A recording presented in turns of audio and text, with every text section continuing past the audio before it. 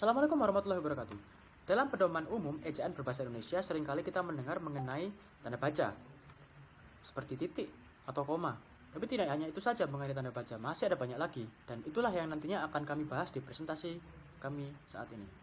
Sebelum menuju presentasi, alangkah baiknya kami memperkenalkan anggota kelompok kami, yaitu ada Abian Petra, Aldora Rodia Jevon, Elva Hanifatul Aulia, Nadia Husnul Khotimah, Salman Syahuta Gaul, Salsabila Naja, dan Umaymah Syahdina. Berdasarkan Kamus Besar Bahasa Indonesia, tanda baca adalah tanda yang dipakai dalam sistem ejaan, seperti titik, koma, dan sebagainya. Sedangkan menurut Dendi Sugono pada tahun 2014 berpendapat bahwa tanda baca adalah tanda-tanda yang ada dalam tulisan, seperti titik, koma, dan sebagainya. Dan jenis tanda baca ini ada banyak sekali yang nantinya akan kita bahas setelah berikut ini. Yang pertama adalah tanda titik. Untuk apa tanda titik ini sebenarnya? Jadi yang pertama, tanda baca titik ini untuk mengakhiri kalimat pernyataan. Lalu yang kedua, tanda baca titik ini diletakkan di belakang angka atau huruf pada suatu bagan, struktur, atau ikhtisar.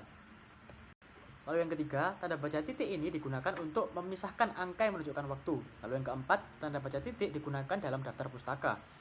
Dan yang terakhir, tanda baca titik untuk memisahkan bilangan ribuan yang menunjukkan jumlah. Tanda koma digunakan di antara unsur-unsur dalam suatu perincian. Yang kedua, tanda koma digunakan sebelum kata penghubung dalam kalimat majemuk setara. Yang ketiga, tanda koma digunakan untuk memisahkan anak kalimat yang mendahului induk kalimat. Yang keempat, tanda koma digunakan di depan kata penghubung antar kalimat. Yang kelima, tanda koma digunakan sebelum dan atau sesudah kata seru dan kata yang digunakan sebagai sapaan. Yang keenam, tanda koma digunakan untuk memisahkan petikan langsung. Yang ketujuh, tanda koma digunakan antara nama dan alamat, bagian-bagian alamat, tempat dan tanggal, nama tempat, dan wilayah atau negeri yang dituliskan. Yang kedelapan, tanda koma digunakan untuk memisahkan bagian nama yang dibalik susunannya dalam daftar pustaka.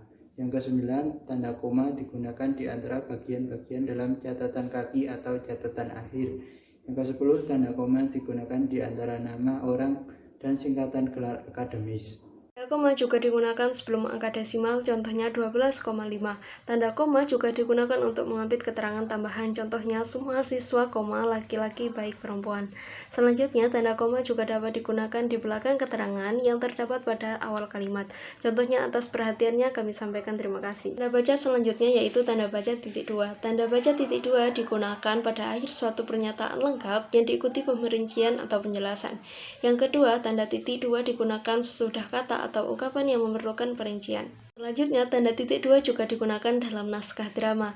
Dan yang terakhir, tanda titik 2 juga digunakan di antara nomor dan halaman, judul dan anak judul, serta kota dan penerbit dalam daftar pustaka. Tanda baca selanjutnya yaitu tanda baca titik koma. Tanda baca titik koma digunakan sebagai pengganti kata penghubung untuk memisahkan kalimat setara dalam suatu kalimat majemuk. Yang kedua, tanda titik koma digunakan pada akhir perincian yang berupa klausa. Dan yang terakhir, tanda titik koma digunakan untuk memisahkan bagian-bagian pemerincian kalimat yang telah menggunakan tanda koma. Tanda hubung dipakai untuk menandai bagian kata yang terpenggal oleh pergantian baris. Kedua, untuk menyambung unsur kata ulang. Dan ketiga, untuk menyambung tanggal, bulan, dan tahun yang dinyatakan dengan angka. Kemudian keempat, dipakai untuk menyambung huruf dalam kata yang dieja satu-satu. Kemudian yang kelima, untuk memperjelas hubungan bagian kata atau ungkapan. Keenam, untuk merangkai. Kemudian ketujuh, dipakai untuk merangkai unsur bahasa Indonesia dengan unsur bahasa daerah atau bahasa asing. Dan yang terakhir, untuk menandai bentuk terikat yang menjadi objek bahasan.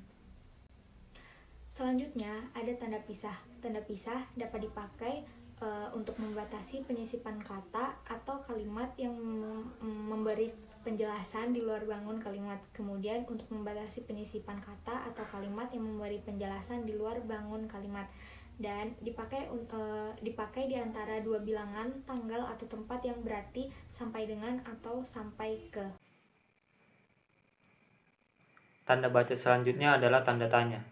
Tanda tanya dipakai pada akhir kalimat tanya. Kemudian, tanda tanya juga dipakai di dalam tanda kurung untuk menyatakan bagian kalimat yang diasingkan. Tanda baca selanjutnya adalah tanda seru. Tanda seru dipakai pada akhir kalimat perintah. Kemudian, tanda seru dipakai pada akhir pernyataan yang menggambarkan perasaan yang kuat. Tanda baca selanjutnya adalah tanda elips. Tanda elips dipakai untuk menunjukkan adanya bagian yang dihilangkan.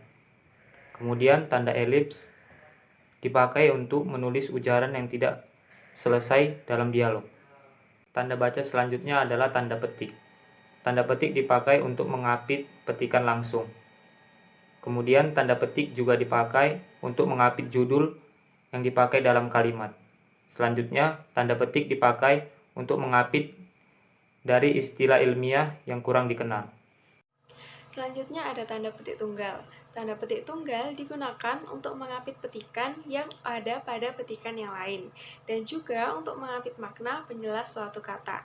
Lalu ada tanda kurung. Tanda kurung digunakan untuk yang pertama mengapit angka atau huruf yang merinci suatu urutan.